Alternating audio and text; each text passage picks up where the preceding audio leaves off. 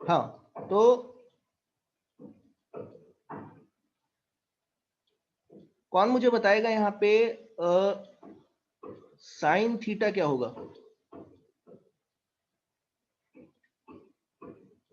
Sir P by root B square plus P square. Okay, root B square plus P square. देखो ये concept है तो ये आपको पता रहना चाहिए, ये फिजिक्स में बहुत जगह यूज होता है, तो बहुत फ्रीक्वेंटली यूज होगा इसलिए बता रहा हूँ। साइन थीटा ही हो गया। टेन थीटा क्या होता है? P by B. So P by B. Okay, तो अगर मैं यहां पे बोलूं if theta is very small, अगर थीटा बहुत छोटा हो रहा है तो बताओ इसका इफेक्ट क्या पड़ेगा? अगर थीटा बहुत छोटा हो गया तो इफेक्ट क्या पड़ा? ये जो पी है ना, ये ऑलमोस्ट टेंडिंग टुवर्ड्स जीरो जाएगा अगर थीटा बहुत छोटा है कि नहीं? आपने लिमिट पढ़ी होगी, अब तो लिमिट थोड़ा बहुत पता होगा, लिमिट टेंडिंग टुवर्ड्स जीरो क्या होता है। Yes sir. ओके, अगर p बहुत छोटा है यानी कि p almost tending towards zero है, तो जरा मुझे बताओ ये क्या होगा? ये किसके इक्वल होगा? साइन थीटा किसके इक्वल है? तो जीरो। नहीं, जीरो नहीं होगा, ध्यान जीरो। दो, जीरो नहीं होगा। लगेगा जीरो है लेकिन उसकी कुछ वैल्यू तो होगी ना, टेंडिंग टुवर्ड्स जीरो होगा बट कुछ वैल्यू होगी, तो वो होगी p बाय बी। देखो, p टेंडिंग टुवर्ड्स जीरो है तो p स्क्वायर तो जीरो ही हो गया। आ रहा है समझ में? तो p स्क्वायर अगर जीरो है, क्योंकि p स्क्वायर b में ऐड कर रहे हो, तो p square plus B square क्या होगा? b स्क्वायर, और उसका रूट लोगे तो b हो जाएगा। तो साइन थीटा क्या हो गया? p by B. और टेन थीटा क्या रहेगा? क्योंकि b में कुछ ऐड नहीं हो रहा है, ध्यान देना, अब b में कुछ यहां पे ऐड नहीं हो रहा है, तो ये p बाय बी ही रहेगा। और एक और चीज बता देता हूं, क्योंकि ये बहुत छोटा हो चुका है, ये ट्राइंगल बहुत छोटा होगा, बहुत छोटा है, ध्यान देना ये। तो मैं ऐसा बोल सकता हूं, this triangle, this what ever you से, अब ट्राइंगल तो रहा नहीं है, इसको मैं आर्क ऑफ द सर्कल समझ सकता हूं। ये A B can be assumed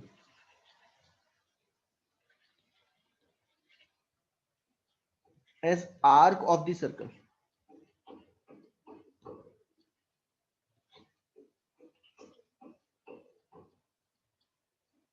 if theta is very small.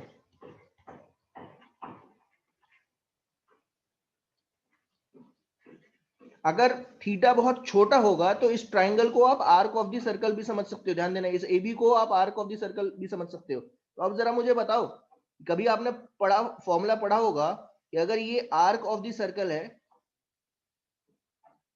तो एक फॉर्मूला पढ़ा है आपने, theta is equal to length of arc per unit radius, पढ़ा है ना?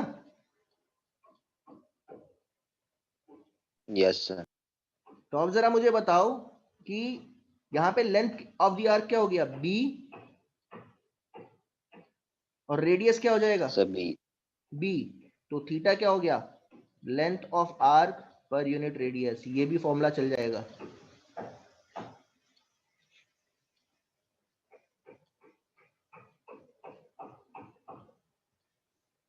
तो यानी कि देखो, अब देखो क्या होता है कि साइन थीटा भी पी बाई बी है, टेन थीटा भी पी बाई बी है, और थीटा क्या है? P by B.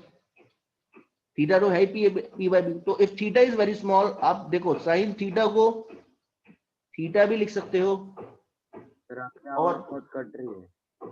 फिर आवाज कट रही है? हाँ सर। थोड़ी बहुत कटेगी, यहाँ पे नेट की थोड़ी सी प्रॉब्लम रहती है थोड़ी। ज्यादा कट रही।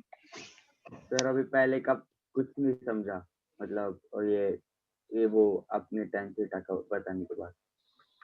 चलो देखो फिर बता रहा हूँ। देखो मैंने माइक अभी ऑर्डर किया है, तो माइक से पढ़ाऊंगा, तो माइक आने में लगेगा अभी, मेरे ख्याल से मंडे तक आएगा, तो तब तक करना ही पड़ेगा ये। देखो साइन थीटा, साइन थीटा क्या होगा?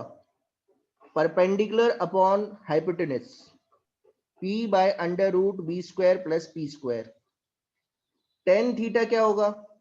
Perpendicular upon base.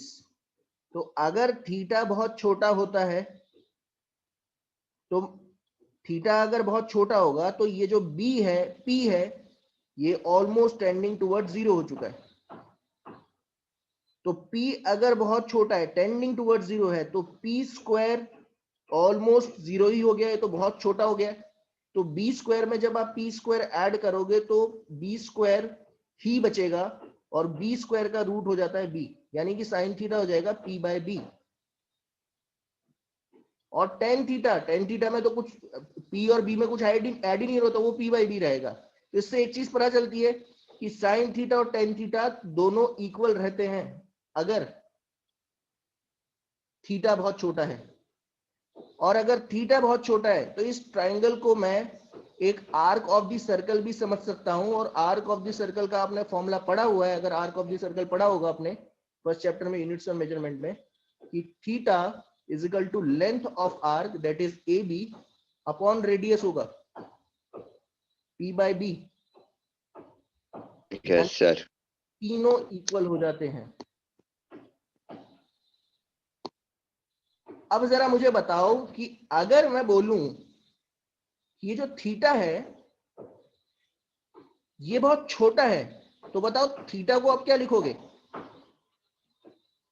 A B by A सी।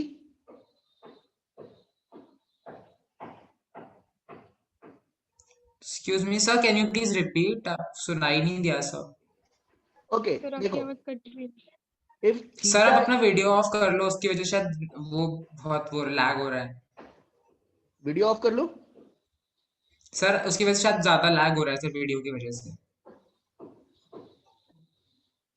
तो आपको ये दिखाई देगा फिर अगर मैं वीडियो ऑफ कर लेता हूं तो? Yes sir. सर ठीक है, शेयर स्क्रीन दिखेगा, फिर आपका फेस। सबकी वीडियो ऑफ होगी। आप दिख रहा है? Yes sir. Yes okay sir. चलो, तो ये जो थीटा है अगर बहुत छोटा है तो मैं सीधी सी बातें लिख सकता हूं कि if theta is very small, तो ये जो ट्राइंगल है, ये वाला जो ट्राइंगल है ए सी बी, तो इसको मैं लेंथ आर्क समझ सकता हूं, आर्क ऑफ द सर्कल समझ सकता हूं। तो थीटा को मैं लिख सकता हूं ए बी बाय ए सी। तो ए बी यहां पे अगर मैं डेल्टा एल मान लूं, तो यहां पे मैं डेल्टा एल लिख रहा हूं। डेल्टा एल क्या है? It is the displacement of topmost layer।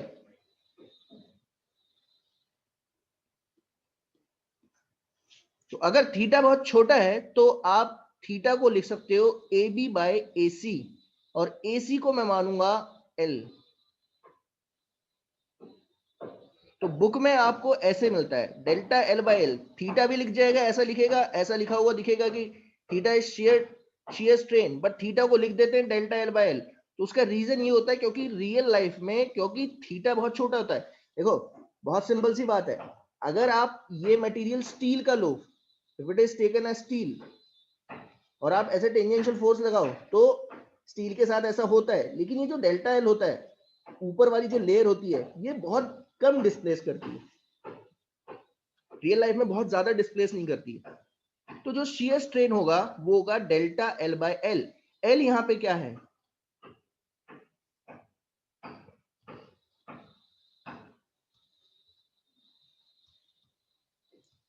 Length of side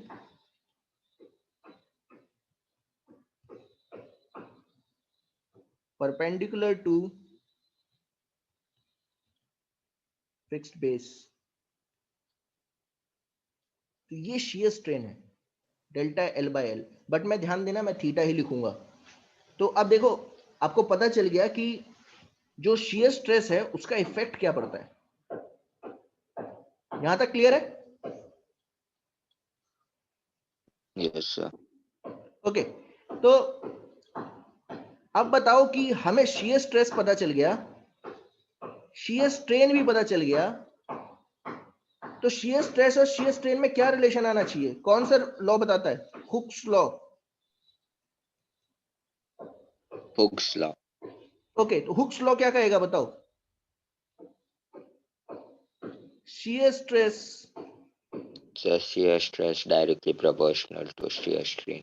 directly proportional to shear strain.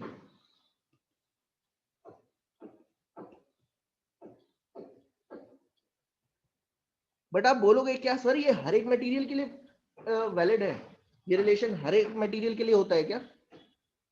तो मैं आपको एक चीज बता देता हूं कि ये जो लॉ है ना जो मैं लिखा रहा हूं अभी, ये शियर स्ट्रेस के लिए, ये लॉ ओनली वैलिड है फॉर सॉलिड।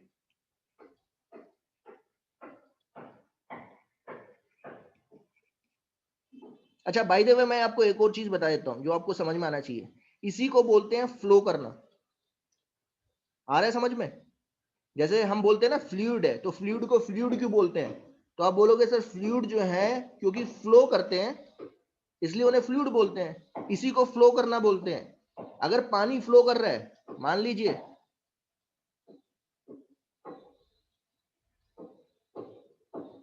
आपने पानी की एक बूंद कहीं पे डाली, ऐसे एक प्लेन पे डाल दिया, और प्लेन को अगर आप थोड़ा सा टिल्ट कर दोगे ऐसे, तो होगा क्या, इसकी जो लेयर्स है ना एक दूसरे पे स्लाइड करना स्टार्ट कर देती हैं ऐसे। ये वाली जो लेयर है क्योंकि ये जमीन पे कांटेक्ट है इसका, तो ये मूव नहीं करती है। ऊपर वाली लेयर इसके ऊपर स्लाइड करेगी, ये वाली लेयर इस पे स्लाइड करेगी, ये वाली लेयर इस पे स्लाइड करेगी, और ये वाली लेयर इस पे स्लाइड करेगी। इसी को बोलते हैं फ्लोइंग करना। आया समझ में? जब मैं फ्लूइड पढ़ाऊंगा तो यहीं से स्टार्ट करने वाला हूं। तो ध्यान देना, जब मैं बोल रहा हूं shear stress is directly proportional to shear strain, तो ये सिर्फ और सिर्फ सॉलिड के लिए बोल रहा हूं, फ्लूइड के लिए नहीं है। फ्लूइड के लिए अलग लॉ है, न्यूटन्स लॉ ऑफ विस्कोसिटी, वो देखेंगे क्या होगा। तो shear stress is directly proportional to shear strain आएगा। शियर स्ट्रेस क्या था? Tangential force per unit area of base on which internal force act. अगर याद होगा तो यहां पे मैंने बताया था,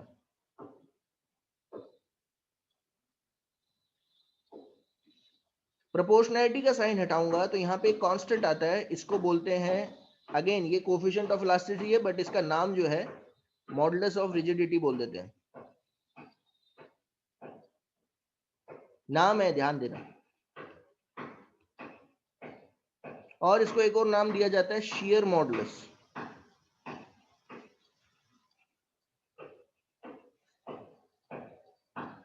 और शियर स्ट्रेन क्या था? थीटा। थीटा को डेल्टा एल बाय एल भी लिख पाते थे। गेटिंग और नॉट?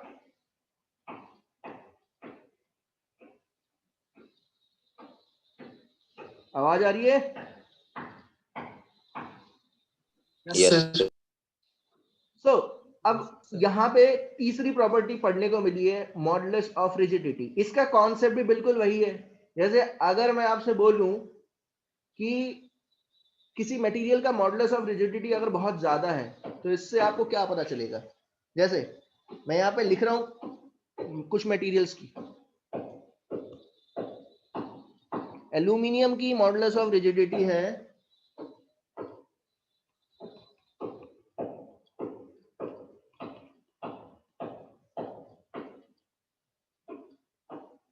और आयरन की है 0.0,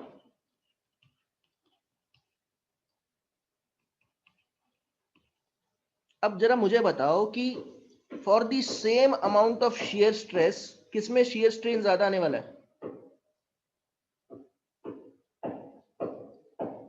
एल्यूमिनियम में भी, Sir, आयरन में? iron.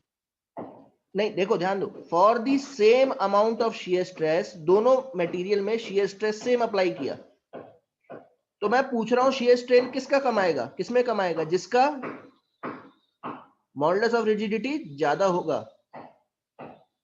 आ रहा है समझ में?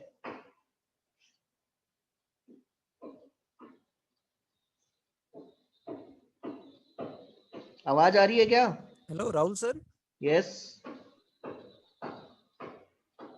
अच्छा सुनिए, ये हाँ अनुपम सर का थोड़ा सा वो लैपटॉप अभी ठीक नहीं हुआ है, हाँ, तो वो शायद क्लास नहीं ले पाएंगे, तो अब एक काम करो, आप ही क्लास को पूरा ले लो, मतलब ये चैप्टर खत्म कर दो आज।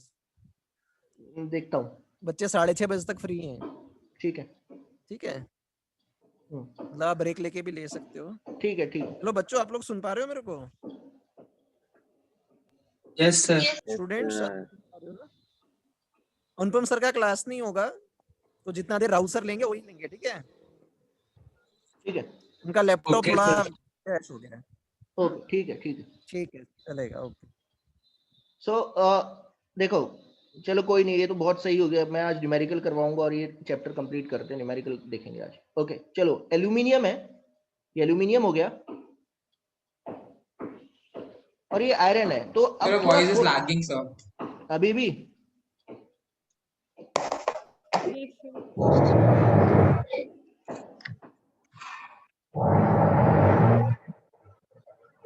अब तो वीडियो भी ऑफ कर दिया, पता नहीं क्या हो रहा है। चलो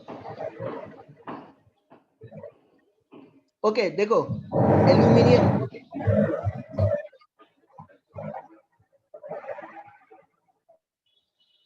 सो मैंने एल्यूमिनियम लिया,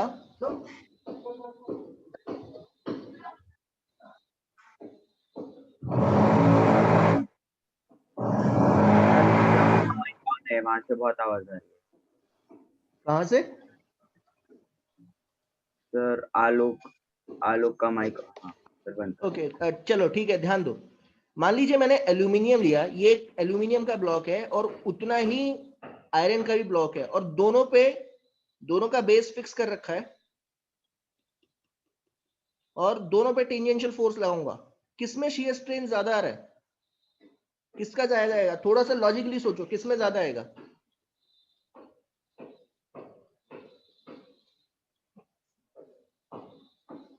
देखो आयरन में आयरन को भी बहुत कड़क होता है, आपने देखा होगा, आयरन जो है बहुत कड़क होता है, तो आयरन की जो लेयर है वो कम स्लाइड करेंगी, तो आयरन सिर्फ इतना ही एंगुलरली डिस्प्लेस हो पाएगा। Yes aluminium sir. एल्यूमिनियम बहुत ज्यादा हो जाएगा। एल्यूमिनियम ऐसा भी शेप ले सकता है, देखो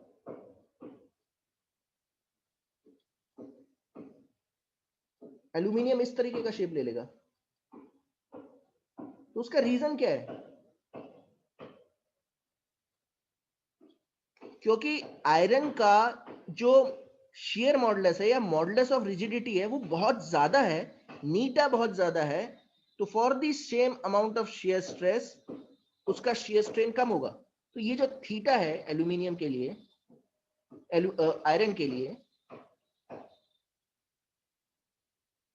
मैं थीटा फॉर एल्यूमिनियम लिख रहा हूं इस तरीके से,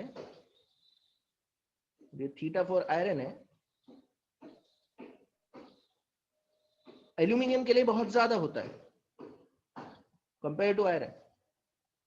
उसका रीजन है क्योंकि eta for iron, modulus of rigidity for iron is very much greater than aluminium.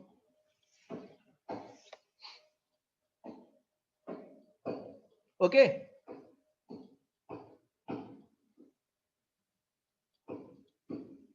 Clear है यहां तक?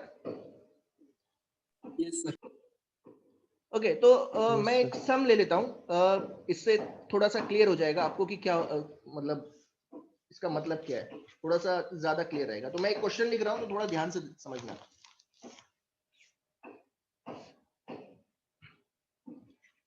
इसके बाद न्यूमेरिकली करेंगे। तो एक रबर ब्लॉक है,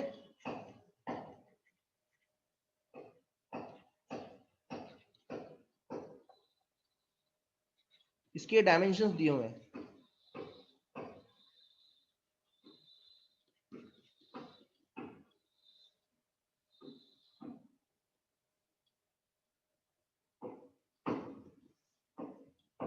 इसको क्लैम्प किया हुआ है at one and,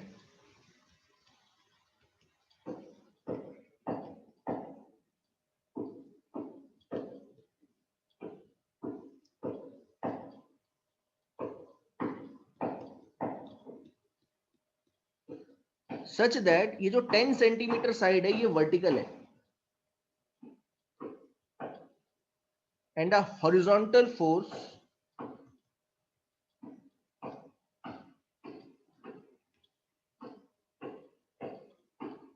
of 30 Newton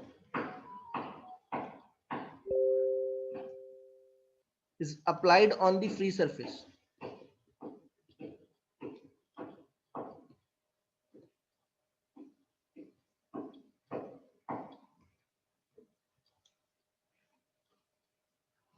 तो आपको ये बताना है what is the horizontal displacement of top most layer.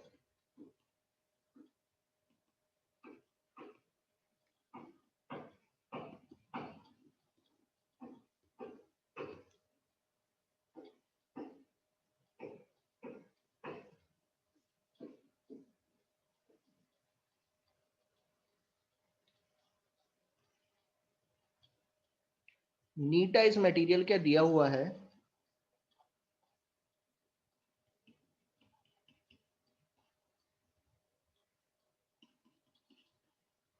One 1.4 into 10⁵ newton per metre square. By the way ये रबर का होता है, ठीक है, तो रबर ही है ये एक्चुअली. सो इसका डायग्राम कैसा बनेगा देखो. इसकी कौन सी साइड जो है वर्टिकल है, सर 10 सेंटीमीटर. 10 सेंटीमीटर. तो इसका बेस एरिया जो जो बेस पे लगा होगा, जो फिक्स करना पड़ेगा हमें, वो कौन सा होगा, 1 सेंटीमीटर इंटू 3 सेंटीमीटर, है ना. Yes sir. तो ये 1 सेंटीमीटर हो गया, ये 3 सेंटीमीटर हो गया, और ये जो आपकी साइड है ये 10 सेंटीमीटर है. इस तरीके से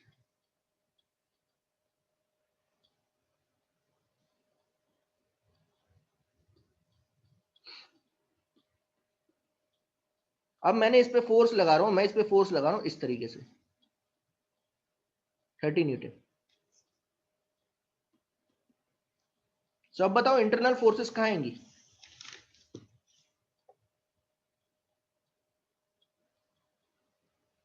इस प्लेन पे, यहां पे.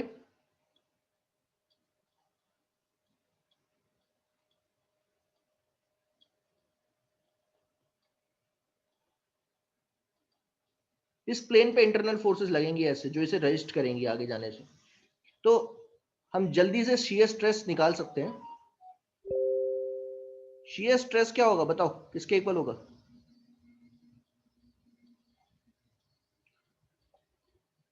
Tangential force upon area. Sir F upon A. So F कितना है 10, और बेस एरिया कितना होगा 3 इंटू 1. बट ये न्यूटन में है, तो मुझे न्यूटन पर मीटर में कन्वर्ट करना होगा. हाँ, मीटर स्क्वायर में कन्वर्ट करना होगा बोला. ओके.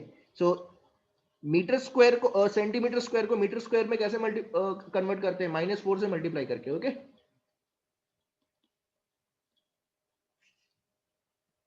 यहां लिख रहा हूं देखो. एरिया हो जाएगा 3 into 10⁻² into 1 into 10⁻², that is 3 into 10⁻⁴. सो यहां से स्ट्रेस कितना निकल के आता है, ये 10 से गया, और ये 10⁻⁴ ऊपर जाएगा, तो यू विल गेट 10⁵.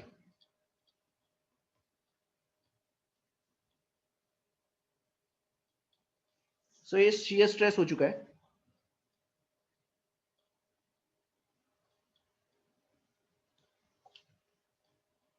यस, किसी को डाउट है.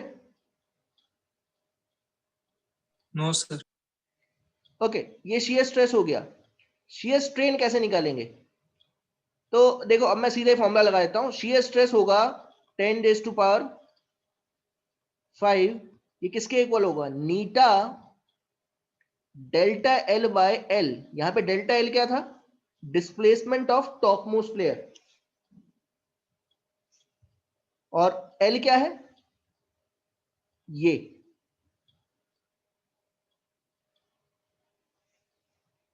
सो नीटा यहां पे डाल देता हूं 1.4 10⁵.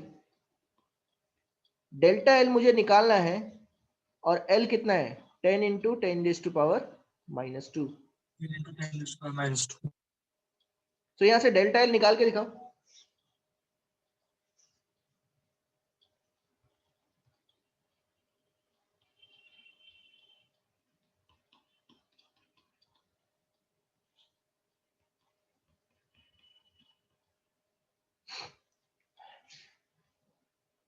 How much it is?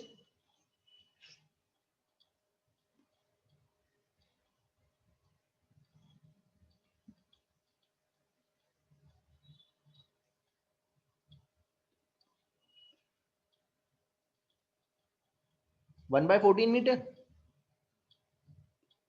Yes, sir.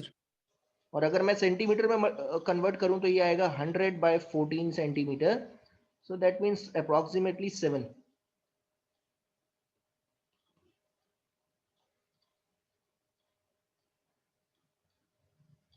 आया?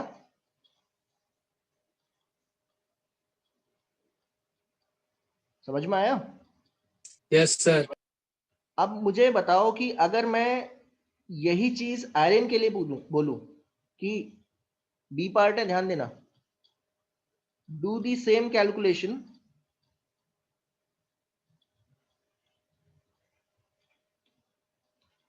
For iron block, consider the same data. क्या सिर्फ चेंज आएगा? बताएगा कोई?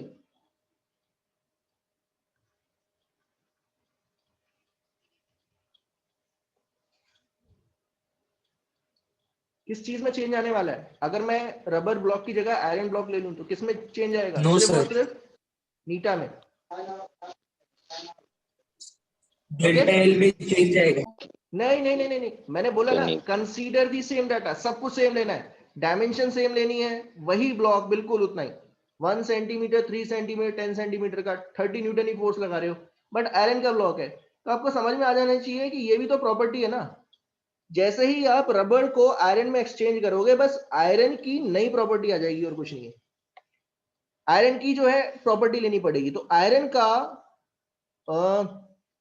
कितना था ये नीटा?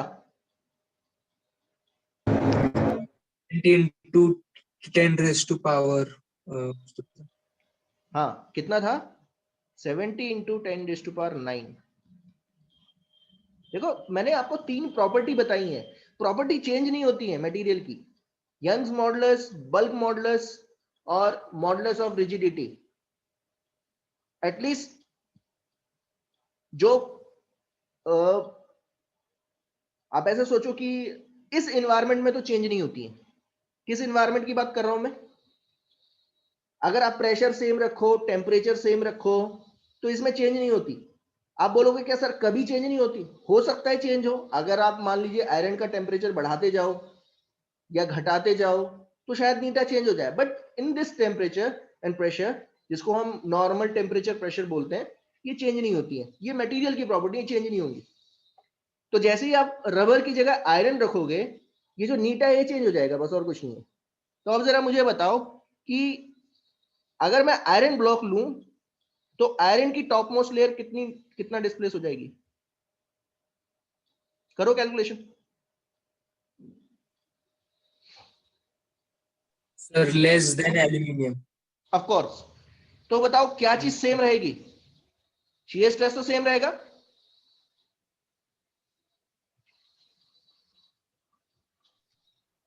Yes, shear sir. Stress same रहेगा क्योंकि सारी चीजें तो वही हैं।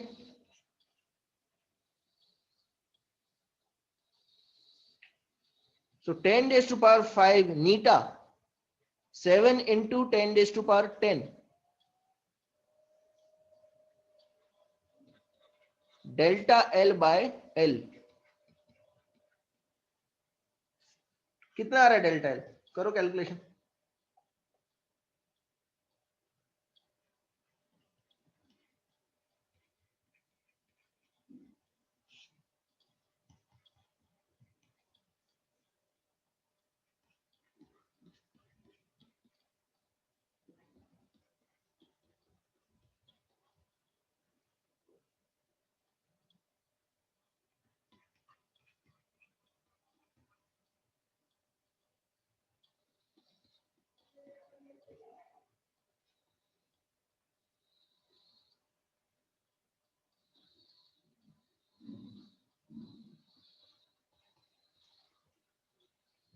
ये देखो, और अगर मैं इसे सेंटीमीटर में करूंगा तो you will get 1.5 into 10⁻⁻5 centimetre. ये क्या है? कुछ नहीं है, देखो बहुत छोटी डिस्प्लेसमेंट हुई ना। हाँ सर। आयरन तो बिल्कुल, मतलब आयरन की टॉप मोस्ट लेयर तो बिल्कुल डिस्प्लेस नहीं करती है। देखो ये ऑलमोस्ट कितनी है, 10⁻⁻5, और ये कितनी है एल्यूमिनियम की, कितनी है? एल्यूमिनियम की 7 मीटर डिस्प्लेस कर जाएगी, 7 centimetre, which is very high. इसलिए ध्यान देना, जहां पे भी, जैसे आपने देखा होगा, नीचे देखा है आपने एक क्या बोलते हैं, ये ट्रक है, ध्यान से समझना, एग्जांपल बता रहा हूं। अब बोलोगे सर इसे कैसे समझोगे? इसे ऐसे समझो, देखो ट्रक के नीचे देखिए आपने एक शाफ्ट लगी रहती है, रोटेट करती है, Yes, हाँ sir. सर। तो बोलते हैं प्रोपेलर शाफ्ट।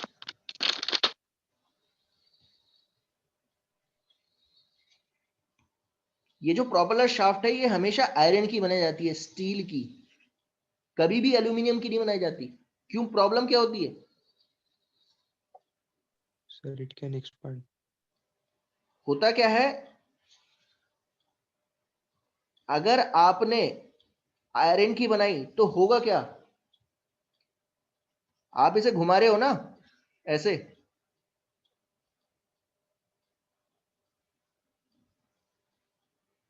घुमाने के लिए क्या चाहिए होती है? टॉर्क। ये वाला पार्ट जो है, ये वाला पार्ट मैं अलग से बता रहा हूं, ध्यान देना। ये सिलेबस में नहीं है, लेकिन इसका बहुत छोटा सा पार्ट ना एनसीईआरटी में दिया होता है, और बच्चों को ज्यादा समझ में नहीं आता। कौन मुझे बताएगा कि अगर मैं इस पार्ट को फिक्स कर दूं, देखो ऐसे, ये फिक्स कर दिया, सोच के देखना, और ये बहुत छोटी छोटी लेयर है, सोचो अगर मैं टॉर्क लगाऊं तो क्या होगा?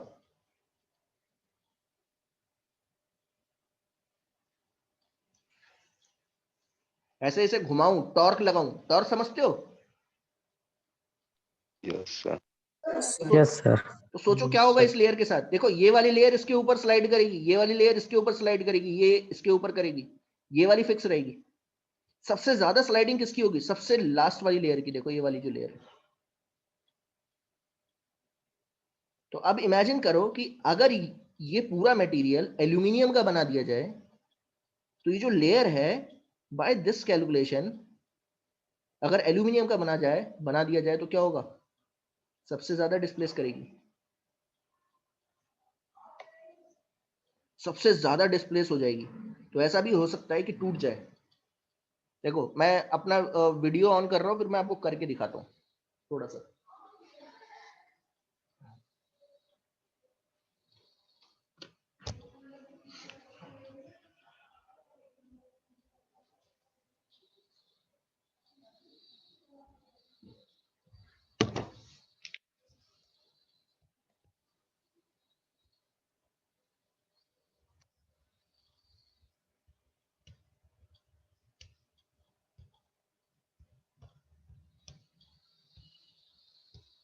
ओके, मैं दिख रहा हूं क्या सबको?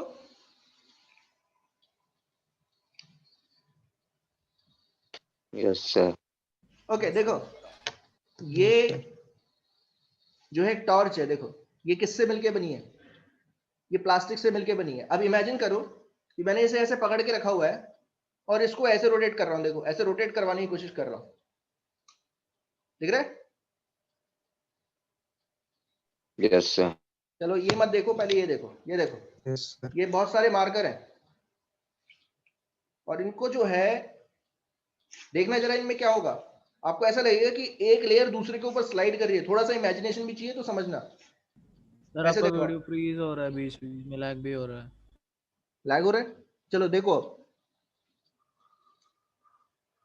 दिख रहा है क्या हो रहा है? Yes, sir.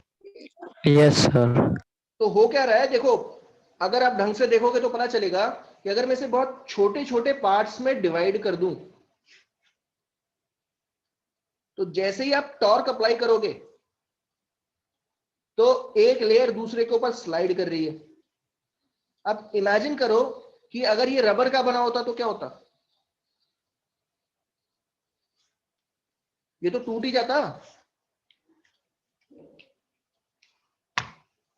नहीं। Yes sir. अब ये देखो, ये नहीं, ये देखो, ये नहीं हो पा रहा, उतना नहीं हो पा रहा है। यहां पे एक लेयर दूसरे के ऊपर उतना स्लाइड नहीं कर पा रही है। क्यों नहीं कर पा रही है? क्योंकि इसका मॉडुलस ऑफ रिजिडिटी बहुत ज्यादा है कंपेयर टू दिस मटेरियल। सो इसलिए जो रॉड्स होती हैं, जहां पे भी आप क्या करते हो, एक जगह से दूसरी जगह पर पावर, एक जगह से दूसरी जगह पावर पहुंचाने की कोशिश करते हो, जहां पे शाफ्ट्स लगी रहती हैं। शाफ्ट्स आपने सुना होगा कभी, जैसे यहाँ प्रोपेलर शाफ्ट है। इंजन में क्या होता है, इंजन जहां पे लगा रहता है, इंजन से अगर आपको कहीं पे पावर ट्रांसमिट करनी है तो वहां पे शाफ्ट्स लगी रहती हैं जो रोटेट कर रही होती हैं। वो हमेशा स्टील की बनती हैं, एल्यूमिनियम की नहीं बनाई जाती। क्योंकि एल्यूमिनियम का मॉडुलस ऑफ रिजिडिटी बहुत कम होता है, जिसके कारण ऐसा भी हो सकता है कि एल्यूमिनियम बीच रास्ते में कहीं टूट जाए, बीच में ही कहीं से टूट जाए। इसलिए हर एक मटेरियल को पढ़ना बहुत ज्यादा जरूरी है। यहां तक क्लियर है? Sir Yes, sir. ओके, अब देखो मैं थोड़े बहुत न्यूमेरिकल कराता हूं कि यहां तक क्लियर है, यहां तक कोई प्रॉब्लम तो नहीं है। मैंने तीनों स्ट्रेस बता दिए, तीनों स्ट्रेन बता दिए, और तीनों के बीच में क्या रिलेशन है ये बता दिया है। और इसी से मुझे तीन प्रॉपर्टी मिल जाती हैं मटेरियल की। अब मैं कुछ न्यूमेरिकल ले रहा हूं तो ढंग से समझना।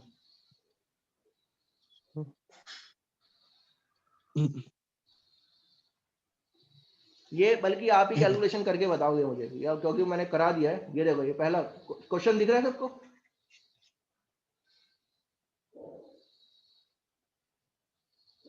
हाँ सर। ओके, देखो क्वेश्चन क्या है। A structural steel rod has a radius of 10 centimeter and length 1 millimeter, 1 meter rod है।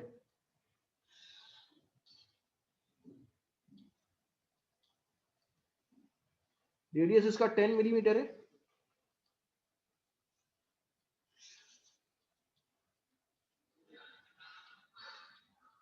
वन मीटर लेंथ है।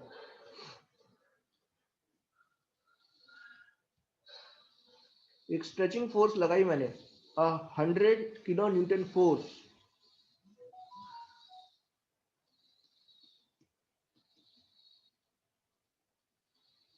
Stretches along its length. आपको बताना है शियर कितना होगा, stress, sorry not shear, stress कितना आएगा, और इस मटेरियल में इलोंगेशन कितना आएगा। निकालो। सबसे पहले आप एरिया निकाल के दिखाओगे। सब पेन और कॉपी लेके बैठे हो ना? कैलकुलेशन करके बताओ कितना आएगा।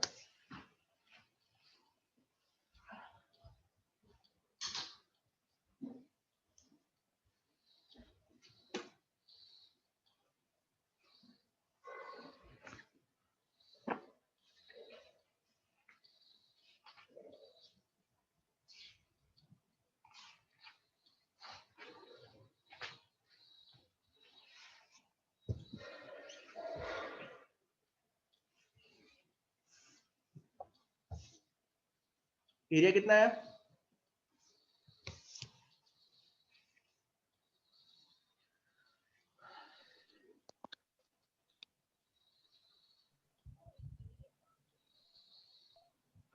सर 3.14 सेंटीमीटर स्क्वायर में। हाँ 3.14 आर स्क्वायर। आर कितना है? यूनिट का ध्यान रखना है। मिलीमीटर को मीटर सर में 10 कैसे कन्वर्ट करते हैं? 10⁻³ से मल्टीप्लाई करके। 10 to the minus 3. तो दिस विल भी कितना, ये कितना होगा? 10⁻² स्क्वायर करोगे -4 हो गया।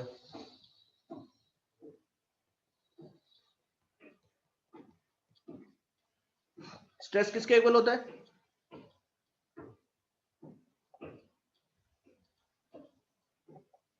Sir, F by Force F of by okay, F F by by tangential force per unit area. Tangential force मैं कितनी लगा रहा हूँ, सॉरी टेंजेंशियल नहीं, tensile force 10 raise to power sir 100 into 100,000 10 raised to power 3 3 upon area 1.3.14 into 10 raised to power -4। Calculate करो।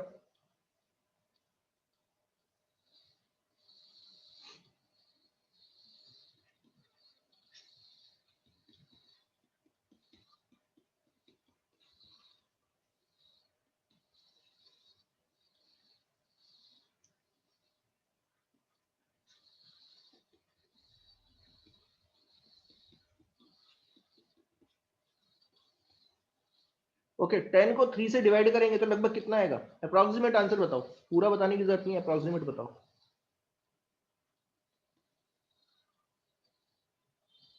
So 3.3.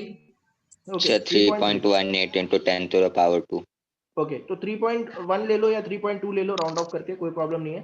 Answer is this.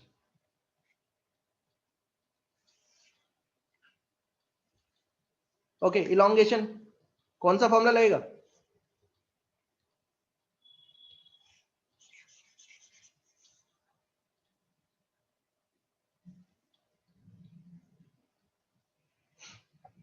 क्या formula था, stress is equal to tensile stress लग रहा है ना यहाँ पे, तो Young's modulus into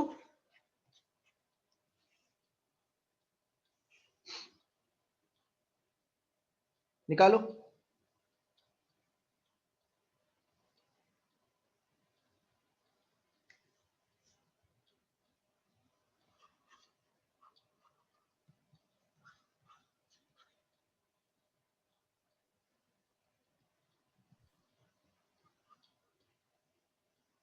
Young's modulus दिया हुआ है मटेरियल का, देखना क्वेश्चन में, ठीक है ना।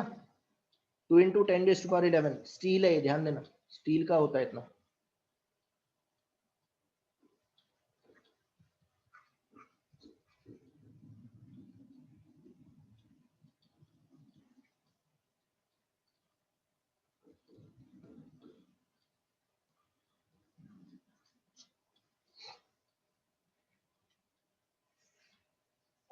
So stress is equal to y into strain, y is 2 into 10 raised to power 11, delta L निकालना है, और एल कितना दे रखा है, ओरिजिनल लेंथ 1 मीटर दे रखी है, तो यहां से डेल्टा एल पता चल जाएगा, कितना आएगा Sir, 1.65. हाँ कितना 1.6 into 10 raised to power -3,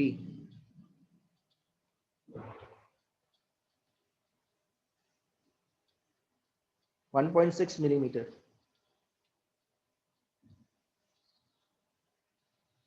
आ रहा है क्या समझ में,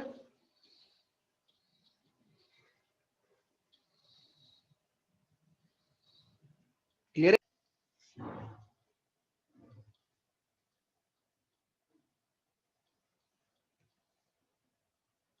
यस क्लियर हुआ यहां तक। yes sir ओके अब देखो सेकंड प्रॉब्लम, देखो ये क्या है, two wire of diameter 0.25 centimetre. देखो ये डायग्राम दिख रहा है ना, Sir, ओके तो ये दो छोटी छोटी वायर हैं जिनका डायमीटर 0.25 सेंटीमीटर है, ये वायर, इस वायर से पे यहाँ पे एक ब्लॉक लगा रखा है जिसका मास है 4 kg, फिर नीचे एक वायर लगा रखी है, उस पे एक मास लगा रखा है 6 kg, ऊपर वाली वायर स्टील की बनी है, नीचे वाली ब्रास की बनी है, ठीक है। So one made of steel and other made of brass are loaded as shown in the figure. तो आपको बताना है the unloaded length of the steel wire is 1.5 centimeter and 1 centimeter। मुझे बताओ elongation of steel and brass wire कितनी होगी। तो देखो आप थोड़ा सोचो कि मुझे क्या करना है यहाँ पे? सर पहले स्टील का फाइंड करेंगे ना? हाँ, तो अब जरा मुझे बताओ कि मैं आपको, देखो अब ये बहुत सिंपल क्वेश्चन है, अभी थोड़े से डिफिकल्ट क्वेश्चन भी लेने वाला हूं जो आपने न्यूटन्स लॉ, देखो न्यूटन्स लॉज भी यहाँ पे लग सकते हैं, देखना अभी जरा मैं कैसे लगाऊंगा। तो ये सिंपल क्वेश्चन है, अभी देखेंगे, एक दो क्वेश्चन और अच्छे लेंगे, देखना अभी। मुझे बताओ कि ये जो वायर है जो स्टील से मिलके बनी है, इसे नीचे की तरफ कितनी फोर्स से खींचा जा रहा है? 40 न्यूटन। 40 न्यूटन। कितना? 40 से 40 खींचा सर जाएगा 100। कि 100 से खींचा जाएगा? सर 100 सर हाँ, 100 न्यूटन। 100 से। तो देखो आप बोलोगे कि सर आपको कैसे पता चला? तो देखो आपने एक फ्री बॉडी कॉन्सेप्ट पढ़ा होगा ना, फ्री बॉडी डायग्राम बनाते हैं। Yes sir. यस देखो सर। फ्री बॉडी डायग्राम ध्यान से समझना, ये जो ब्लॉक है, ब्लॉक का बना रहा हूं, मुझे बताओ ब्लॉक को नीचे की तरफ एक फोर्स लगेगी, जो ग्रेविटेशन फोर्स है वो 40 न्यूटन है, ठीक है? यहां तक आया समझ में? और ये जो वायर है, दिख रहा है, ये वाला जो वायर है, ये वाला जो वायर है, ये वाला जो एंड है, ये इसके साथ अटैच्ड है, तो ये ऊपर की तरफ खींचेगा, ये नीचे नहीं जाने दे रहा। Yes sir. इसको मैं F1 मान लेता हूं, जिसे हम टेंशन फोर्स भी बोल देते हैं कई बार। Yes sir. और देखो ये वाला वायर, नीचे जो वायर बना हुआ है बिल्कुल, ये जो नीचे वाला वायर है, ये वाला पार्ट भी तो कनेक्टेड है ना यहां से, तो ये भी तो खींचेगा। टेंशन। तो अब जरा मुझे बताओ, ये मास कहां पे, ना तो ऊपर जा रहा है ना नीचे जा रहा है, इसका मतलब ये जो F1 है ये किसको बैलेंस कर रहा है? Sir F2 + 40 Newton. F2 + 40। समझ में आया? अब इसकी बात करते हैं, ये ऊपर वाले ब्लॉक का हो गया, ठीक है ना? अब इसकी बात करते हैं, स्टील को बताओ। अब बताओ स्टील पे क्या होगा? ये जो ब्लॉक है ये यहां से कनेक्टेड है, दिख रहा है, यहां से। तो ये ब्लॉक क्या कोशिश करेगा? नीचे की तरफ खींचने की कोशिश कर रहा है F1 की वजह से, F1 फोर्स। ब्लॉक तो देखो, न्यूटन थर्ड लॉ लगाऊंगा तो आप क्या बोलोगे? सर जितना ब्लॉक फोर्स स्टील पे लगाएगा, स्टील वायर पे लगाएगा, उतना ही स्टील ब्लॉक पे लगाएगा। तो स्टील ने ब्लॉक पे लगाया F1 ऊपर की तरफ, तो ये इस पे लगाएगा F1 नीचे की तरफ। अब अगर सिर्फ और सिर्फ स्टील, ये ब्लॉक स्टील पे F1 लगाता, तो ये तो नीचे भाग जाना चाहिए था, है कि नहीं? आ रहा है समझ में? तो ये नीचे क्यों नहीं जा रहा है? उसका एक रीजन ये भी है कि यहां जो है, ये जो सेलिंग है जहां पे ये अटैच्ड है, ये इसे ऊपर नहीं जाने दे रही। इसका मतलब ये इस पे ऐसे फोर्स लगा रही है F1 ही, इसलिए स्टैटिक है। तो अब बताओ F1 कितना, कैसे निकालूंगा? अभी देखो ये तो एक पार्ट हो गया, अब नीचे वाले का बताओ। सोचो, नीचे वाला जो ब्लॉक है उस पे कितनी फोर्स लग रही है? नीचे की तरफ कितनी लगेगी? 60 न्यूटन। 60 न्यूटन। आ रहा है समझ में? Yes sir. और यहां दूसरी फोर्स कितनी होगी बताओ जरा? Sir F2। वाई? यहां देखो, अब ये इस पे कितनी फोर्स लगा रहा है? ये जो वायर है ये इस पे कितनी फोर्स लगा रहा है? F2। तो ये वाला ब्लॉक इस पे कितनी फोर्स लगाएगा? F2 ऊपर की तरफ। आया समझ में? यस Yes, अब sir. जरा मुझे बताओ, अगर ये ब्लॉक इस पे F2 लगा रहा है तो इसे तो ऊपर भाग जाना चाहिए, बट ये ऊपर तो जा नहीं रहा, फिक्स्ड है, वहीं पे रखा हुआ है, वहीं पर है ना ये तो इसका मतलब क्या होगा? ये ब्लॉक उतनी ही फोर्स लगा रहा होगा F2 नीचे की तरफ इस पे, तभी ये रुका हुआ है। तो इसलिए यहां पे F2 ही लेना पड़ेगा। तो F2 हो गया 60, और यहां पे अगर आप F2 डालोगे तो F1 कितना आएगा? 100 न्यूटन।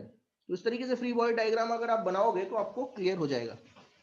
अब बताओ स्टील को कितनी फोर्स से एलोंगेट किया जा रहा है? F1 sir 100 Newton 100 Newton 100 Newton से, और इसको 60 60 न्यूटन। तो अब जरा मुझे बताओ कि स्टील वायर में कितना स्ट्रेस आएगा और ब्रास की वायर में कितना स्ट्रेस आएगा। सबसे पहले आप एरिया निकाल के दिखाओ, एरिया किसके इक्वल होगा? देखो एक चीज बताओ, अगर रेडियस दिया जाए तो पाई आर स्क्वायर यूज कर लो, और डायमीटर दिया जाए तो pi by 4 D square use कर लो डायरेक्टली। समझ में आ रहा है?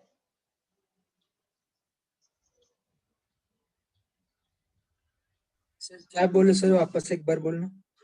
मैं ये बोल रहा हूं हर बार क्या होता है, पाई आर स्क्वायर यूज करने की जरूरत नहीं होती। पाई आर स्क्वायर यूज कर लो जब रेडियस दिया जाए, और पाई डी स्क्वायर बाय 4 यूज कर लो जब डायमीटर दिया जाए। तो यहां पे डायमीटर दिया हुआ तो डायरेक्टली आप यूज कर लो। डायमीटर कितना है? 0.25, इसमें रख दो। सर दोनों वायर का सेम है क्या? हाँ दोनों वायर का सेम है, देखो सेम है। Diameter is 0.25 into 10⁻⁻² metre. Put it over here and calculate it. ये 0.25 को 1/4 लिखा जा सकता है ना? Yes sir. पुट करके बताओ जरा।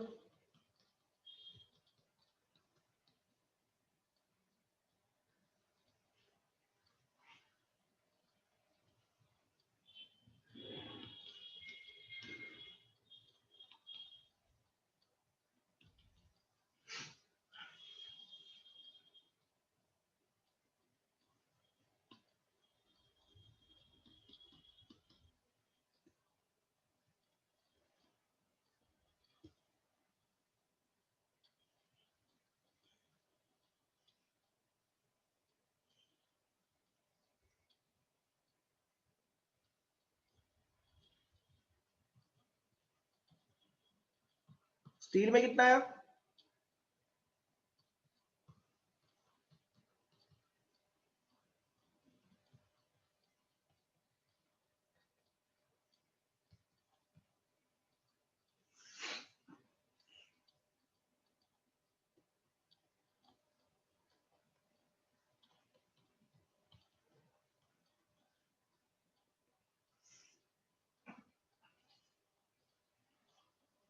यस कितना है?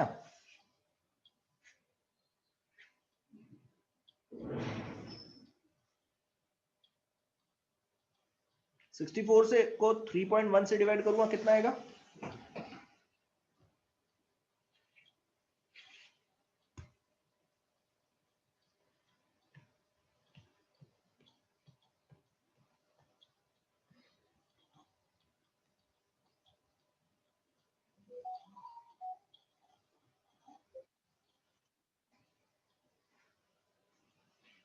यस कितना आ रहा है?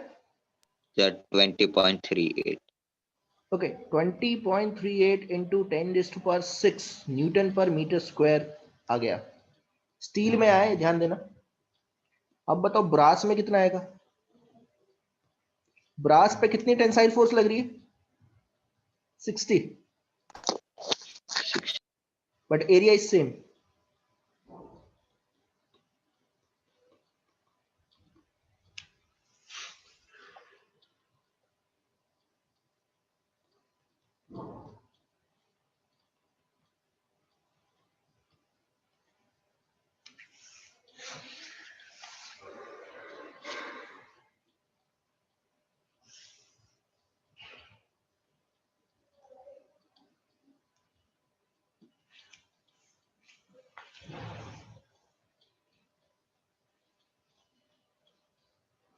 कितना आ रहा है?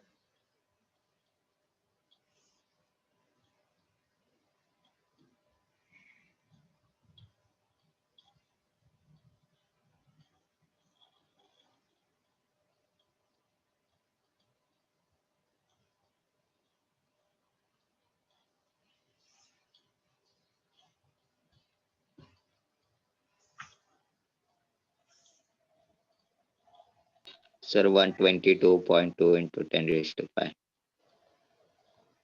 5 नहीं है, 4 होगा शायद, 5 है। हाँ हाँ ठीक है।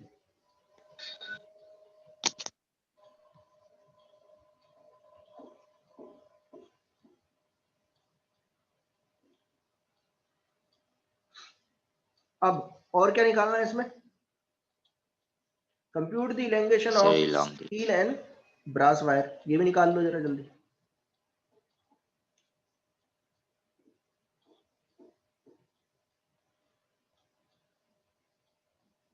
स्टील का मैं आपको बता देता हूं, आपको एक कैलकुलेशन करनी है, बताना है, बहुत सिंपल है। स्टील का कितना था इलॉन्गेशन, वो Young's modulus 70 into 10 2 raised to into 10 power raised to power 11. हाँ 2 into 10 2 raised to into 10 power raised to 11। 11. और ब्रास का कितना था?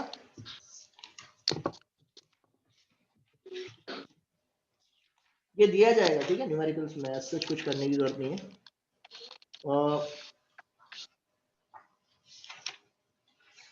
शायद क्वेश्चन में दिया हो,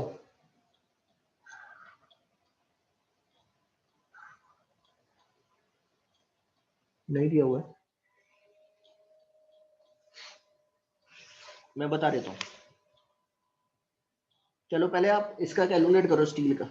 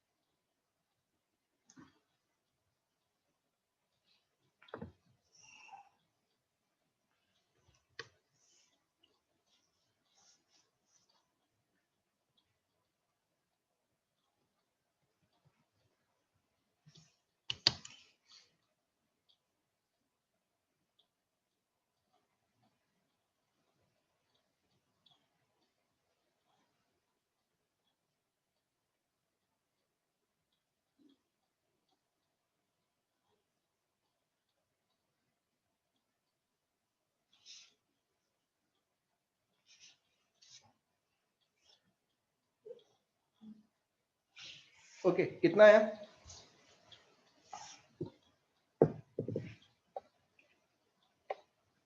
स्टील में स्ट्रेस कितना है? 20 into 3.8,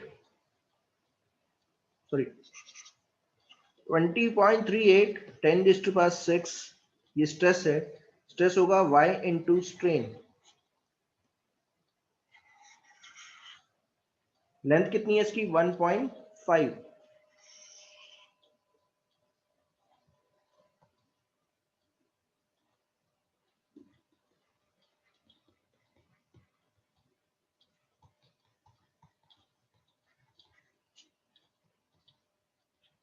How much it is?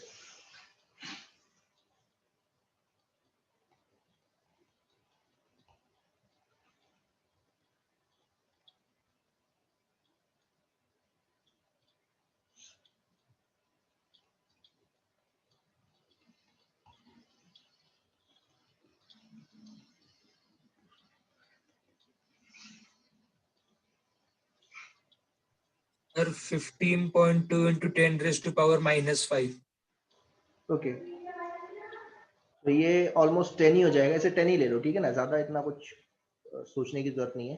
ये 10.38 है ना, तो 10 ही ले लो। ये 20.38 को 2 से डिवाइड करो, ऑलमोस्ट 10 आएगा। 1.5 10 raised to power 7 minus 11, so you will get 1.5 10 raised to power -4 meter। ये स्टील के लिए आ गया।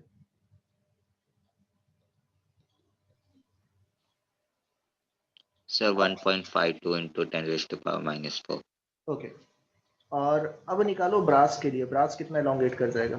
देखो ये कुछ भी नहीं है। आप बोलोगे सर ये क्या बहुत ज्यादा है? कुछ नहीं है, ध्यान देना। ये है 0.15 मिलीमीटर।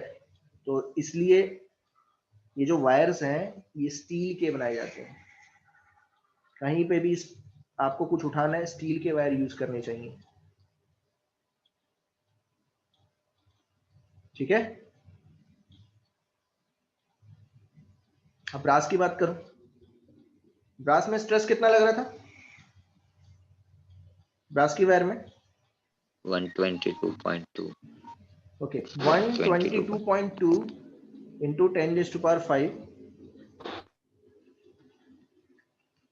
ये वाई ऑफ ब्रास हो जाएगा into delta L by L. Calculated. Sir, brass का यंग्स मॉड्यूलस कितना है? 10⁻10 न्यूटन पर मीटर स्क्वायर यहाँ लिखा था। Okay sir. और लेंथ है 1 मीटर है ना सर? हाँ, लेंथ 1 मीटर। यस।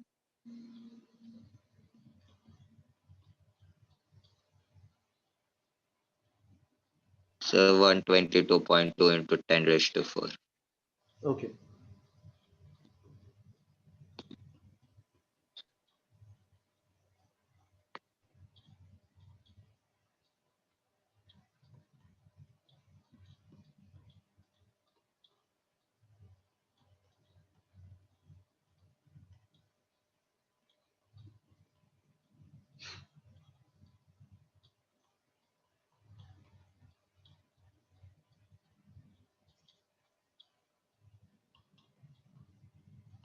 ओके। तो इस तरीके से आप कैलकुलेट कर सकते हो।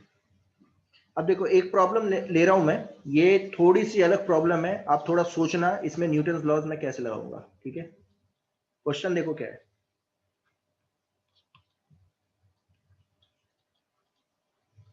If a steel wire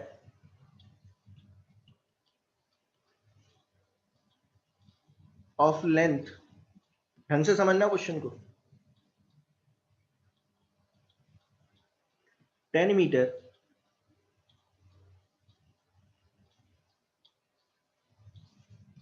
is attached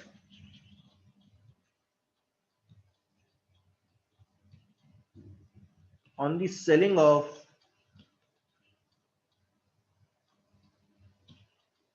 a large elevator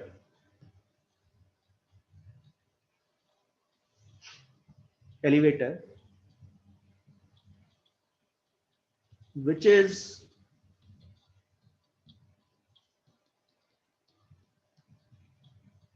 accelerating upward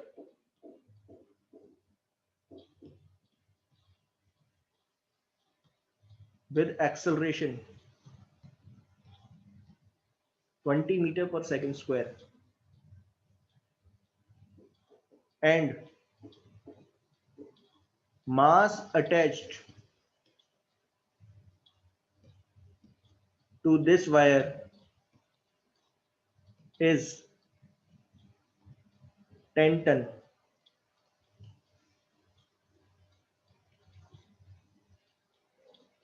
Find out the elongation in the wire.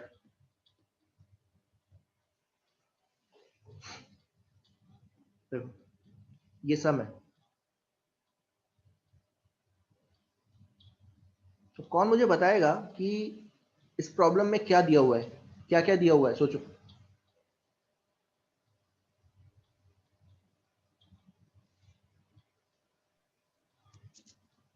क्या क्वेश्चन में क्या दिया हुआ है बताओ? एक सेलिंग है, सॉरी एक एलिवेटर है, बहुत बड़ा एलिवेटर है। इसके सेलिंग पे मैंने क्या अटैच कर रखा है? एक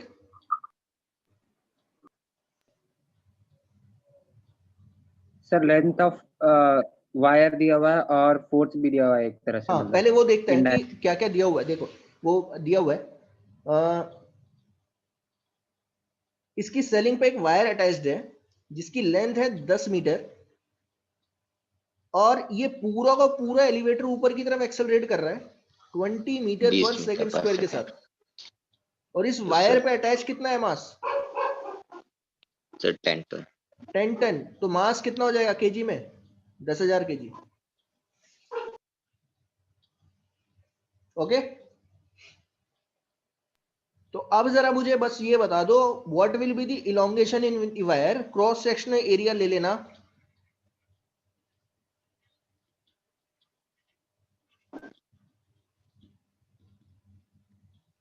टेन मिलीमीटर स्क्वायर।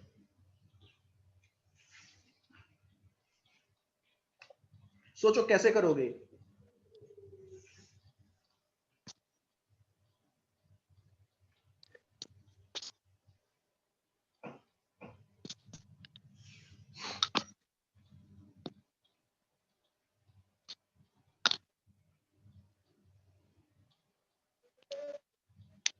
कोई बताएगा कैसे करेंगे? ये कहीं पे पढ़ा हुआ है आपने एलिवेटर? कहां पढ़ा था elevator? Pseudo force. Suppose, Newton हाँ, sir, Newton's law. Newton's laws में पढ़ा था। तो इनको हम इन प्रॉब्लम्स को कैसे सॉल्व करते थे? सूडो फोर्स कंसीडर करके, है ना? Yes, sir. क्योंकि ये फ्रेम एक्सेलरेटिंग Yes, फ्रेम है, sir. तो अगर मैं यहाँ पे बैठ जाऊं और इस ब्लॉक पे न्यूटन्स लॉज लगाना स्टार्ट करूं, तो आप क्या बोलोगे? बताओ कौन कौन सी फोर्स लग रही है इस ब्लॉक पे? Sir, gravitational. ओके, पहली तो ग्रेविटेशन लगी, कितनी होगी? Sir, इंटू जी, एक और जीरो ऐड कर सकते हैं। एक और जीरो ऐड कर से देते हैं। sir, 100,000. ओके, 100,000 यानी कि 1 लाख न्यूटन लगी। देन ऊपर की तरफ टेंशन लगेगी, टेंशन Yes, इसे sir. ऊपर की तरफ खींचेगी, यस सर। खींचेगी कि नहीं? और एक फोर्स और अज्यूम हाँ। करनी ही पड़ती है, that is called pseudo force. Pseudo force किस MA। इक्वल होती है? MA, MA. है ना? सो टेंशन क्या हो जाएगा, किसके इक्वल है? Yes sir. क्योंकि ये ब्लॉक आपके रिस्पेक्ट में रेस्ट पे है, यस तो सर। टेंशन एग्जैक्टली हो जाएगा 1 lakh sir plus mg plus MA। MA। ए कितना है? 20। Acceleration Sir, of 20। elevator. सो ये कितना हो गया जरा बताना?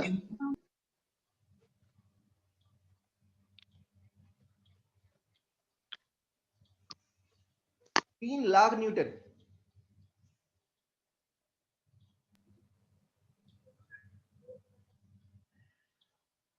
अब वायर की बात करते हैं।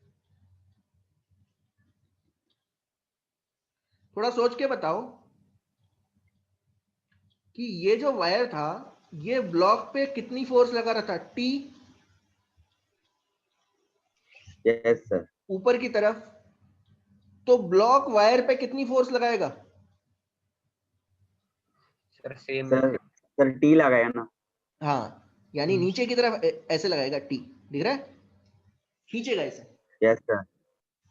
और क्योंकि आपके रिस्पेक्ट में ये जो वायर है वो रेस्ट में है, क्योंकि आप किस में खड़े हो? एलिवेटर पे खड़े हो, तो एलिवेटर के सेलिंग जो है इस अंदर। पे लगाएगी टी ऊपर की तरफ, लगाना ही पड़ेगा, अदरवाइज ये नीचे चले जाएगा। तो टी से ये खींच रहे हो आप। तो अब बहुत सिंपल है, इसमें तो स्ट्रेस आप निकाल सकते हो। स्ट्रेस क्या होगा? Force per unit area. Area दिया हुआ है, cross sectional area 10 110 mm। Millimetre. mm को मीटर में कन्वर्ट करो, 10⁻⁻6 से मल्टीप्लाई कर देंगे। Yes sir. कैलकुलेट करो स्ट्रेस कितना रहा है।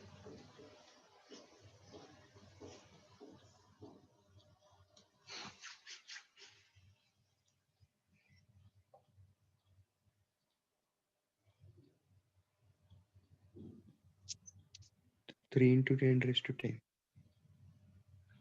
Yes sir. फोर्स 3 लग into रही है 10 कितनी, जो ब्लॉक पे लग रही है? 3 लाख, और ये हो जाएगा 10⁻⁻5 एरिया। माइनस ऊपर चला। 3 into 10 raised to 10 न्यूटन में 10 to 10 raised to power 10 Newton per metre square. Elongation बताओ। yes sir अच्छा, अगर मैं थोड़ा सा सोच के बताना, अगर मैं यहाँ पे एक और पॉइंट लिख दूं, इफ द मैक्सिमम स्ट्रेस, ध्यान से समझना, the wire can handle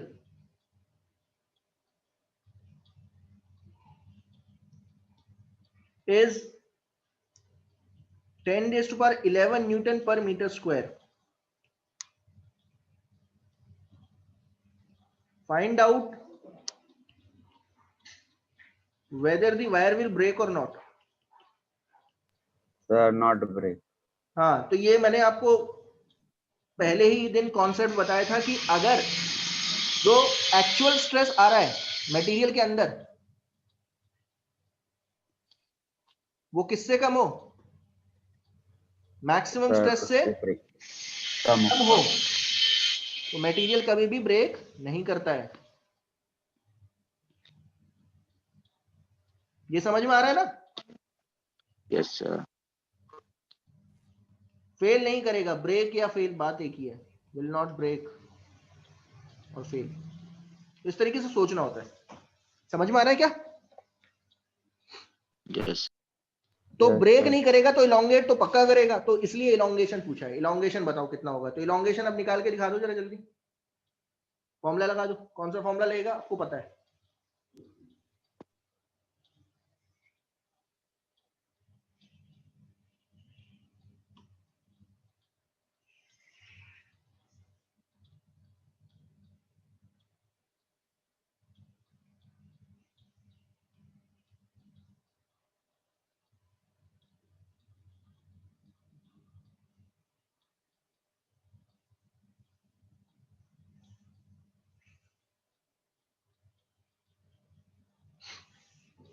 Sir, 1.5 meter. नहीं 1.5 नहीं. 1.5 मीटर। तो स्ट्रेस क्या हो जाएगा, किसके इक्वल हो जाएगा, y into Yes, sir. 1. Strain, है ना? तो stress is 3 into 10 raise to power 10 जो आया मटेरियल के अंदर, y मटेरियल का कितना है, 2 into 10 raise to power 2 into 10 raised to 11. 11 delta L by L। 10. So ये तो बहुत सिंपल था, 3 into 10 raise to power 11 by 2 into 10 raise to power 11, 1.5 metre. तो इस तरीके से आप कैलकुलेट कर सकते हो।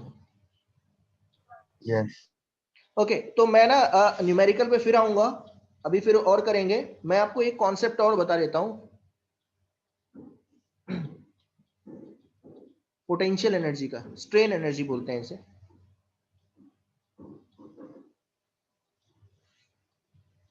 सो न्यूमेरिकल अभी करेंगे। और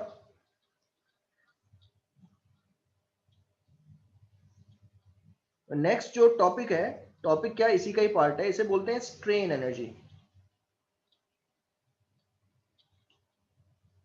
ये भी बहुत इंपॉर्टेंट कॉन्सेप्ट है, तो यूज किया जाता है। स्ट्रेन एनर्जी क्या होती है, देखो अब एक चीज समझो, पहले तो आप एक चीज समझने की कोशिश करो। आपने स्प्रिंग पढ़ी है ना?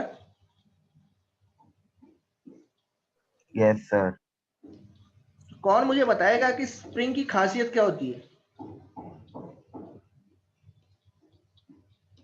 इसको मैं रिलेट करके सर दिखाऊंगा। उसको उस पे ना सर रिस्टोरिंग फोर्स लग सकता है। लेकिन रिस्टोर, हाँ मतलब स्प्रिंग जो है रिस्टोरिंग फोर्स लगाता है, कब लगाता है, जब उसे कंप्रेस या पे स्ट्रेच कर हाँ या इलोंगेट करते हो या कॉम्प्रेस करते हो, तो ये इसकी नेचुरल लेंथ होती है। तो जैसे ही आपने इस पे फोर्स लगाई, ऐसे आगे की तरफ इलोंगेट करने की कोशिश की, तो ये आप पे फोर्स लगाई, मतलब कहने का मतलब ये है कि ये खींचने नहीं देती, इतना इजी नहीं है खींचना इसे।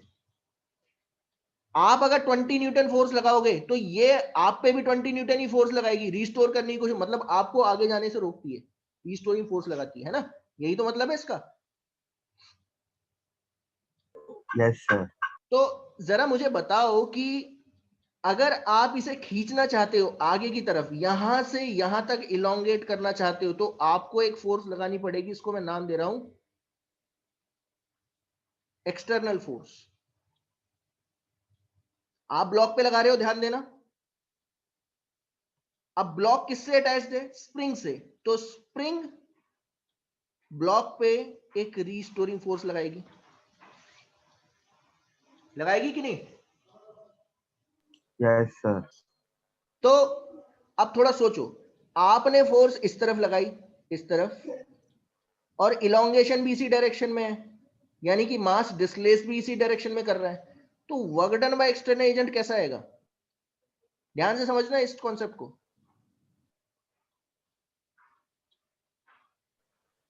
Sir zero. नहीं नहीं नहीं, जीरो। जीरो कब आता है? जीरो तब आता है जब आप फोर्स लगाते हो डिस्प्लेस ना हो, सर तभी तो लेकिन आता वो है ना। वापस अपनी पोजीशन पे चला गया ना ब्लॉक। ना ना, अभी समझो, आपने ध्यान से, तो मैं यहां से यहां तक की बात कर रहा हूं, सिर्फ वो यहां से यहां तक की फोर्स भी इसी डायरेक्शन में लगी, हाँ ये जो सर, फिर एक्सटर्नल फोर्स है ये पॉजिटिव भी वर्क इसी डन डायरेक्शन होगा। में है, और डिस्प्लेसमेंट भी इसी डायरेक्शन में है ब्लॉक का। आपने जो फोर्स लगाई वो इस डायरेक्शन में और इसी डायरेक्शन में डिस्प्लेसमेंट है, तो work done by external agent कैसा होगा? पॉजिटिव आएगा। आप पॉजिटिव वर्क डन करोगे, समझ में आया क्या? Yes sir. हाँ। Yes sir. अब बताओ, अगर आप पॉजिटिव वर्क डन करोगे तो आप में से एनर्जी, देखो सीधी सी बात है, जब आपके अंदर एनर्जी होगी तभी आप वर्क डन कर पाओगे, ये तो समझ में आ रहा है?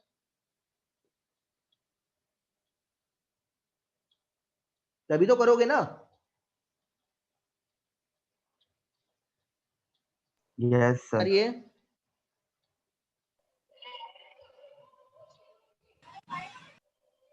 हेलो, हाँ सर। ओके, तो आपने पॉजिटिव वर्क डन किया, आपके अंदर एनर्जी थी, आपने पॉजिटिव वर्क डन किया, तो आपसे एनर्जी निकलेगी और किस में चली जाएगी?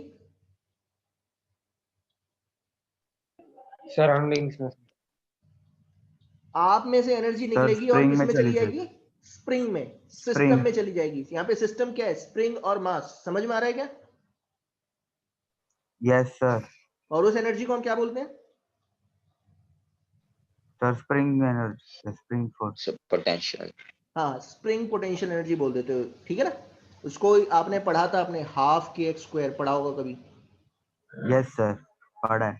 अब देखो, यहां पे भी ऐसे ही चीज होती है, देखना जरा, ध्यान से समझना। फिर मैं आपको इसका एक बहुत अच्छी चीज बताऊंगा कि ये कहां पे यूज की जाती है, ध्यान से समझना। अब इमेजिन करो, ये आपने एक ब्लॉक लिया,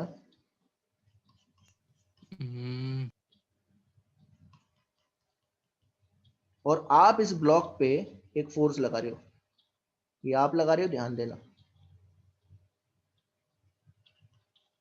और ए इसका क्रॉस सेक्शन एरिया है।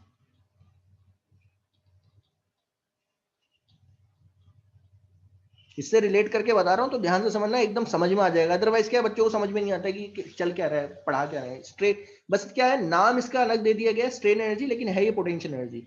अब इमेजिन करो कि अगर इसकी क्रॉस सेक्शन एरिया एल है, उसका length L, sorry cross section area A है, लेंथ एल है, और आप एक्सटर्नल फोर्स लगाओगे, तो बताओ इस मटेरियल के साथ होगा क्या? सर सर ये इलांगेट करेगा। बहुत थोड़ा सा बढ़िया, elongate इलोंगेट करेगा ये। कितना इलोंगेट करेगा, कैसे निकालेंगे? Sir initial minus final. Sir shear strain. हाँ, बहुत बढ़िया। मैं पहले क्या निकालूंगा, आप बोलोगे सर आपको पता है फोर्स कितनी आप लगा रहे हो, तो मैं स्ट्रेस निकाल सकता हूँ, शियर स्ट्रेस निकाल सकता हूँ, सॉरी स्ट्रेस निकाल सकता हूँ, और स्ट्रेस इज इक्वल टू क्या होगा? यंग्स मॉडुलस इनटू स्ट्रेन, ये होगा ना? Yes sir. अब इमेजिन करो कि मान लीजिए आपने 100 न्यूटन फोर्स लगाई, तो इसका मतलब ये तो नहीं है कि 100 न्यूटन फोर्स लगाओगे तो ये 10 मीटर तक चले जाएगा या 20 मीटर, कहीं ना कहीं तो जाके रुकेगा ना। Yes sir. जैसे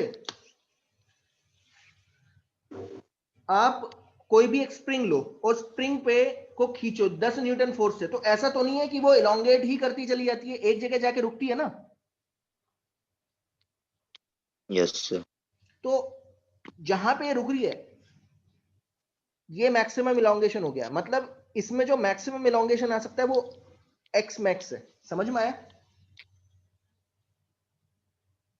Yes. तो अब इमेजिन करो, इमेजिन करना, ध्यान से समझना कि किसी भी, अच्छा कौन मुझे बताएगा ये मैक्सिमम लेंथ कैसे निकालेंगे? चलो बताओ, ये भी बता दो कि मैक्सिमम इलोंगेशन कितना आएगा। तो आप क्या बोलोगे? Sir stress is equal to क्या होता है? y into, Delta L. हाँ सर जब स्ट्रेन 1 होगा। हाँ, देखो अभी समझने की कोशिश करो। तो स्ट्रेस किसके इक्वल हुआ? आप कितनी फोर्स लगा रहे हो? Force upon area. ये टेंसाइल फोर्स होगी अपॉन एरिया, ये स्ट्रेस हुआ। y इंटू स्ट्रेन, स्ट्रेन क्या होगा?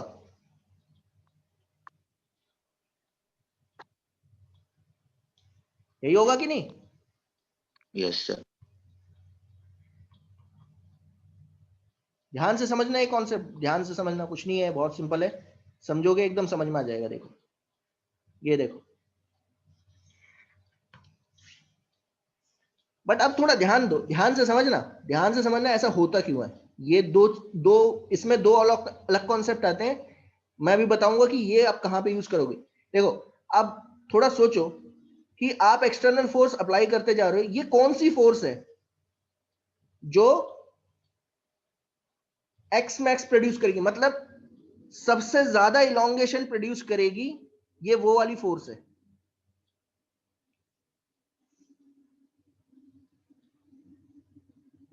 अब थोड़ा सोच के बताओ कि, ध्यान से समझना है, ध्यान से समझना, बीच में क्या होगा? बीच का मतलब क्या है? आपने शुरुआत करी यहां से फोर्स लगाने की, ये कभी ना कभी यहां तो पहुंचेगा ही। देखो यहां से यहां तक पहुंचने में कांस्टेंट फोर्स नहीं लगाते हो, अगर आपको यहां से यहां पहुंचना है तो फोर्स आप ग्रेजुअली इंक्रीज कर रहे हो, ध्यान देना, आप धीरे धीरे बढ़ा रहे हो। ऐसा नहीं कि उठा के आपने सीधा क्या कर दिया कि आपने 10 न्यूटन फोर्स लगा दी।